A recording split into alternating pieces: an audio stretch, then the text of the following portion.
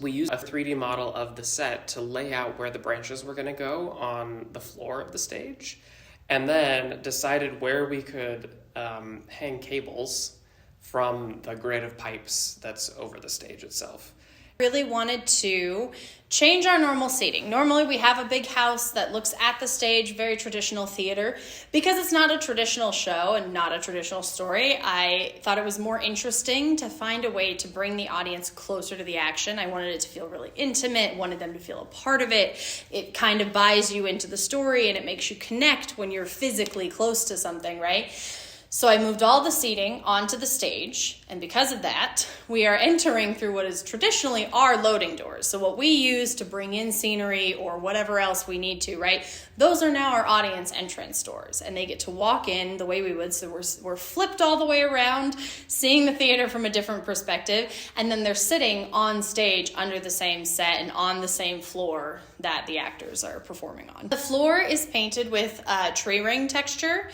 I chose this mostly because I wanted another nod to nature, and I wanted it to feel have a lot of texture and warmth. And then I was interested in, it's a play about death, and what if we're kind of already in the ground? What if we're already in this 6 feet under looking up at the roots, where it's definitely different, it's definitely unfamiliar, but it's not scary. There's also these really large, oversized Edison bulbs that hang within the sculpture that give off a very warm light. My favorite part is when we get to tech and we get to put it all together and actually see our plans work in real life. We get this surprise of the space changing once more, and all these little fairy lights come on and we feel like it's stars and it's somewhere almost magical. So the goal with the fairy lights was to be able to change the space without having to bring objects in. So the fairy lights really let us change the entire space just with these lights turning on, and it highlights all the branches and it goes out into the house, and we get this completely,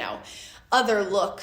A lot of the outfits were styled to be fairly generic with some key costume pieces that really help the audience understand. For everybody, a majority of the costumes are contemporary styling. So our actors should look just like anybody else that you would see walking on the street. And there are very specific characters in there that sort of embody different types of people that you'll meet in your life. So there's the character friendship, kinship. So for these characters, we were able to start off with a contemporary base. So for friendship, starts off with a dark green hoodie.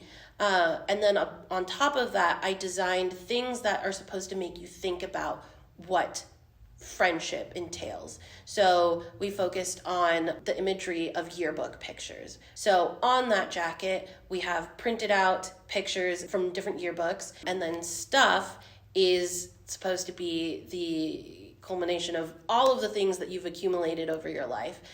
So this is created out of a large fur jacket that has a bunch of shiny things like iPhones, technology, anything that we think is super important to us right now.